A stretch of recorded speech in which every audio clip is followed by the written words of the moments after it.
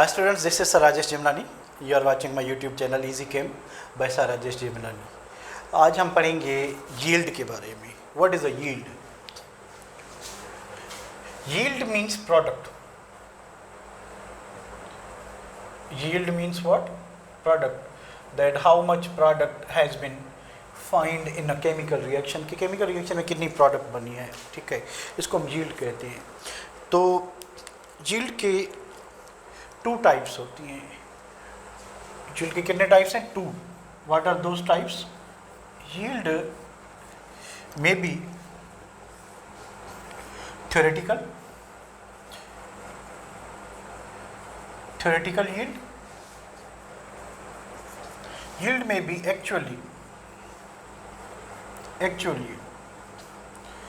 So how many types of yield? There are two types of yield. Number one, number two, theoretical yield and actual yield. What is theoretical yield? Theoretical yield is what we are expecting from balanced chemical equation. कि हम जो balance chemical equation है उससे कितनी amount मिल रही है. For example, अगर हमारे पास ये कोई रिएक्शन है, calcium carbonate, calcium oxide plus carbon dioxide. We know that mass of calcium carbonate is 100 gram, 56 gram, 44 gram. अगर हम इसके 200 ग्राम्स लेते हैं तो बैलेंस इक्वेशन हमें बताएगी कि इसकी डबल अमाउंट जो है वो प्रोड्यूस होगी. So what we are expecting from balance equation, if we take 200 grams, there should be 112 grams of calcium oxide. So ये जो अमाउंट हमने बैलेंस इक्वेशन से कैलकुलेट की, इसको हम कहेंगे थ्योरेटिकल यील्ड. मतलब ये है कि जो भी अमाउंट हम बैलेंस इक्वेशन से कैलकुलेट करेंगे, डिटरमाइन करेंगे, उसको हम थ्योरेटिकल यील्ड कहेंगे. फॉर एग्जांपल, हमने ये एक्सपेरिमेंट किया. एक्सपेरिमेंट में कुछ जो कैल्शियम ऑक्साइड है वो कंटेनर से निकालने के टाइम जो है कुछ उसके साथ चिपक के रह गया उस कंटेनर में ही. हमने लाख कोशिश की पर वो निकला नहीं, तो वो अमाउंट क्या हो जाएगी? कम हो जाएगी. तो वो अमाउंट जो हमें एक्सपेरिमेंट के रिजल्ट में मिलेगी उसको हम कहते हैं एक्चुअल यील्ड. तो दो टाइप हो गए. थ्योरेटिकल यील्ड वो जो हमने बैलेंस इक्वेशन से कैलकुलेट की कि अगर हमारे पास 200 ग्राम कैल्शियम कार्बोनेट है तो ज़रूर हमें 112 ग्राम जो है 112 ग्राम कैल्शियम ऑक्साइड के बनने चाहिए. पर जब हमने एक्सपेरिमेंट किया तो हमें जो है से फॉर एग्जांपल 110 ग्राम मिले इंस्टेड ऑफ 112. सो 112 जो बैलेंस इक्वेशन से हमने कैलकुलेट किया, this is a theoretical yield. और जो प्रैक्टिकल के रिजल्ट में, एक्सपेरिमेंट के रिजल्ट में जो हमें अमाउंट मिली कैल्शियम ऑक्साइड की, that is a actual yield. And remember one thing, an actual yield is mostly majority of times जो है वो इससे थ्योरेटिकल यील्ड से कम होती है. The reason behind is that अगर हमारे पास प्रोडक्ट लिक्विड है, आपको पता है कि लिक्विड या मोर और लेस वोलेटाइल होता है, तो कुछ अमाउंट लिक्विड की एवापोरेट हो जाएगी. हमारे रिएक्टर निकालते या हम कंटेनर से निकाल के किसी दूसरे कंटेनर में डाल रहे हैं, तो वो लिक्विड जब उस कंटेनर में फ्लो करेगा तो उसके कुछ वेपर्स निकल जाएंगे. तो हमें जो उसका वॉल्यूम मिलेगा वो उतना नहीं मिलेगा what we are expecting from balance equation. तो इसलिए जो आपकी एक्चुअल यील्ड होती है वो थोड़ी कम होती है. अगर आपके पास सॉल्यूशन मिली है, उसको आप फिल्टर करते हैं, तो फिल्टर पेपर में एडिसिव फोर्स की वजह से कुछ जो आपके सॉलिड पार्टिकल्स हैं जो फिल्ट्रेशन कर रहे हैं आप, तो कुछ सॉल्यूशन फिल्टर पेपर से गुजर जाते हैं, कुछ फिल्टर पेपर को चिपक जाते हैं. तो यानी कहने का मतलब ये है कि हमें कभी भी इन majority of cases, not always but in majority of cases, हमें जो एक्चुअल यील्ड है वो उतनी नहीं मिलती जितना हम एक्सपेक्ट करते हैं. सो पहले तो आइए डिफाइन करते हैं कि what is yield. Yield means product, कि हमें प्रोडक्ट कितनी मिली. ठीक है, उस यील्ड के दो किस्म हैं. One is called theoretical yield. And what is theoretical yield, इसको हम डिफाइन कैसे करेंगे? इसकी डेफिनेशन है the amount of product obtained or calculated from balanced chemical equation. Balanced chemical equation, यानी हमने जो बैलेंस केमिकल इक्वेशन से अमाउंट, फॉर एग्जांपल 200 ग्राम से हमें बैलेंस इक्वेशन बता रही है कि 112 ग्राम कैल्शियम ऑक्साइड के मिलने चाहिए, this is what theoretical yield, यानी हमें जो बैलेंस इक्वेशन से अमाउंट मिली उसको हम थ्योरेटिकल यील्ड कहेंगे। What is actual yield? इसकी डेफिनेशन है the amount of product obtained as a result of an experiment, as a result of an experiment। तो हमने जो एक्सपेरिमेंट परफॉर्म किया उस एक्सपेरिमेंट के नतीजे में हमें कितनी अमाउंट मिली उसको हम क्या कहेंगे? एक्चुअल यील्ड कहेंगे। वो हमारी एक्चुअल यील्ड होती है। एंड मैंने आपको क्या बताया कि एक्चुअल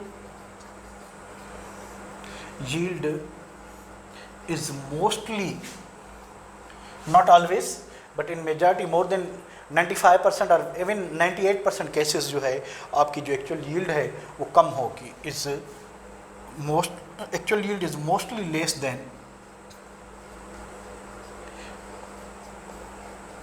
theoretical yield। मैंने आपको पहले रीज़न बताया कि अगर हमारे पास लिक्विड प्रोडक्ट है तो कुछ लिक्विड एवापोरेट हो जाएगा, अगर हमारे पास कोई सोल्यूशन है तो उसको हम फिल्टर करेंगे तो फिल्टर पेपर पे कुछ जो एडिसिव फोर्स के थ्रू जो है आपका कोई भी प्रोडक्ट है वो चिपक जाएगी, ठीक है। अगर हमारे पास कोई सॉलिड है तो पॉसिबिलिटी है तो जिस कंटेनर में सॉलिड बना है उसमें एडिसिव फोर्स के थ्रू कुछ चिपक जाएगा तो हमें पूरी अमाउंट जो है वो नहीं मिलेगी, ठीक है।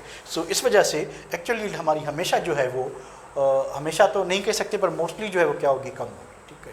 सो साइंटिस्ट या केमिस्ट जो इंटरेस्टेड होता है वो होता है किसमें? परसेंटेज यील्ड में, यानी इफ़िशिएंसी ऑफ रिएक्शन में, कि रिएक्शन की इफ़िशिएंसी कैसे चेक करें, कि रिएक्शन जैसे फिज़िक्स में इंजन की इफ़िशिएंसी चेक करते हैं उसी तरह से हम रिएक्शन की इफ़िशिएंसी चेक करते हैं कि रिएक्शन कितना परसेंट जो है इफ़िशिएंट है, कितनी यील्ड दे रहा है, प्रोडक्ट कितनी बना रहा है। सो चलिए देखते हैं व्हाट इज़ द इफ़िशिएंसी और परसेंटेज यील्ड। इफ़िशिएंसी और परसेंटेज यील्ड, यानी हमें प्रोडक्ट की कितनी परसेंटेज मिल रही है। So what is percentage yield? Percentage yield का जो फार्मूला है वो ये है, actual yield into 100 divided by theoretical yield.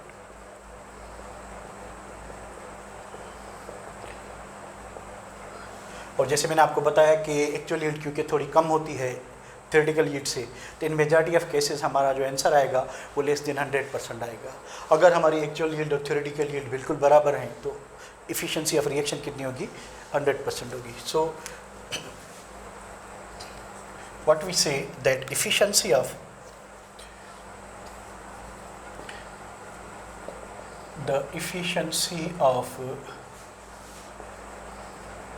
chemical reaction is determined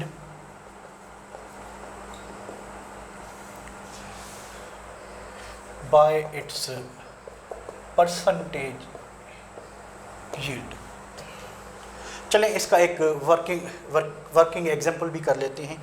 for example हमारे पास क्वेश्चन है, एग्जांपल वर्क एग्जांपल हम लेते हैं कि 500 grams of calcium carbonate on decomposition produces 110 grams of carbon dioxide। What is percentage yield of carbon dioxide? अब हमारा question simple है कि हमारे पास 500 ग्राम है कैल्शियम कार्बोनेट की। हम पहले तो इक्वेशन लिखेंगे, इक्वेशन हमारे पास ऑलरेडी लिखी है तो हम जस्ट वैल्यूज़ चेंज करते हैं। तो इसको हम कैसे चेक करेंगे? देखिए हमारे पास जो ऑलरेडी गिवन इन्फॉर्मेशन है फ्रॉम बैलेंस केमिकल इक्वेशन 100 ग्राम है इसके, और क्योंकि इसकी यहाँ पे कुछ दिया ही नहीं हुआ तो इसको हम लीव करेंगे।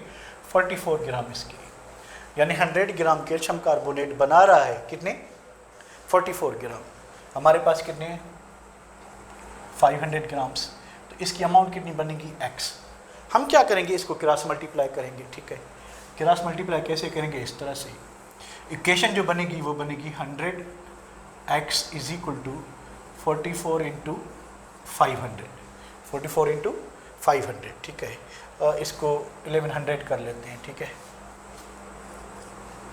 सो x इज इक्वल टू क्या होगा, 44 इंटू 500 डिवाइडेड बाई क्या होगा आपका 100, ठीक है। ये 100 इधर जाएगा तो डिवाइड करेगा, सो ये टेबल जाएगी 5 मरतबा, x इज इक्वल टू क्या होगा आपका 110 ही है ये, ठीक है।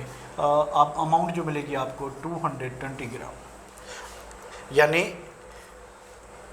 बैलेंस केमिकल इक्वेशन बता रही है कि अगर हमारे पास 500 ग्राम है कैल्शियम कार्बोनेट, तो ये जो x है कितनी होनी चाहिए, 220 ग्राम। ये कौन सी यील्ड होगी, ये थ्योरेटिकल यील्ड, थ्योरेटिकल यील्ड, ठीक है। यानी 220 ग्राम बनने चाहिए थे।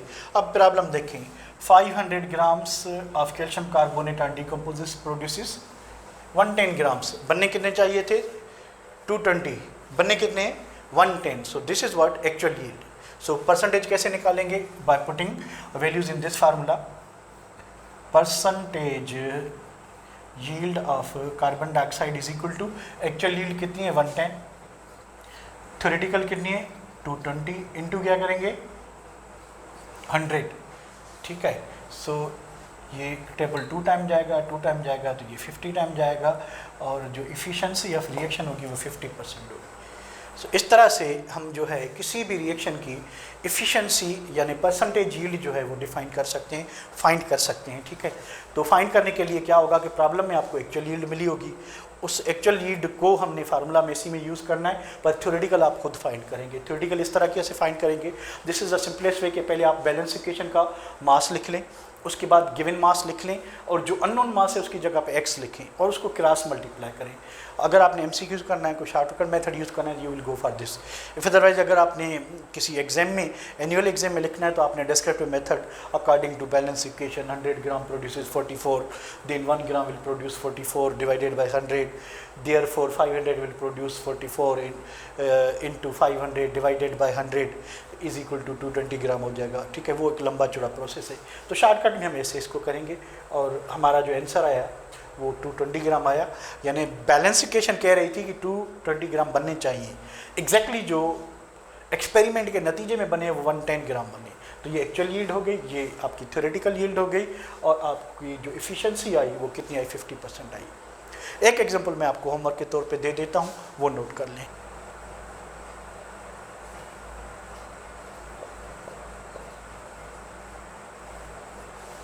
कैल्शियम हाइड्रोक्साइड डिकम्पोज होकर कैल्शियम ऑक्साइड प्लस वाटर दे रहा है।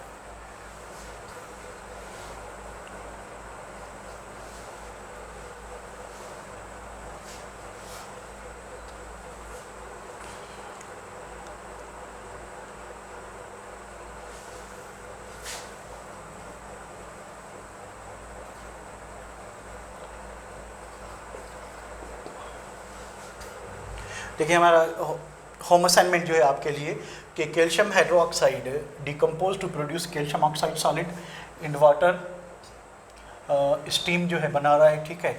What is percentage yield of calcium oxide by decomposing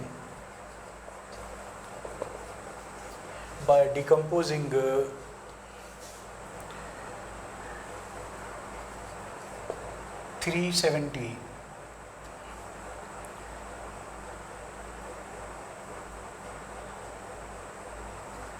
grams of calcium hydroxide. The amount of calcium oxide formed was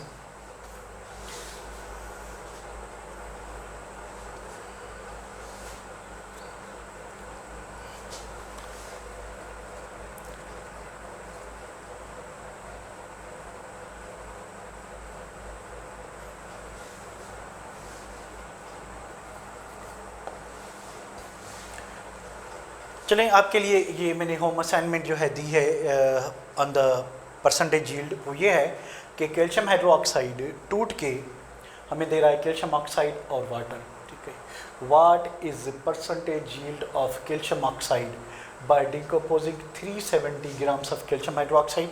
we are given 370 grams of this one, ये टूट के calcium oxide बनाएगा। The amount of calcium oxide formed was 210 gram. So ये amount आपको मिली हुई है। आप find करेंगे कि 370 से कितनी बननी चाहिए, that will be the theoretical yield.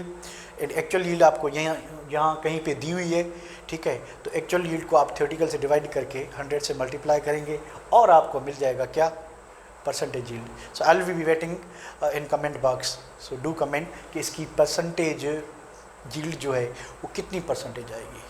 Thank you very much. अगर आपने अभी तक मेरा चैनल सब्सक्राइब नहीं किया तो क्यों नहीं किया, कर दें, काइंडली कर दें। Thank you.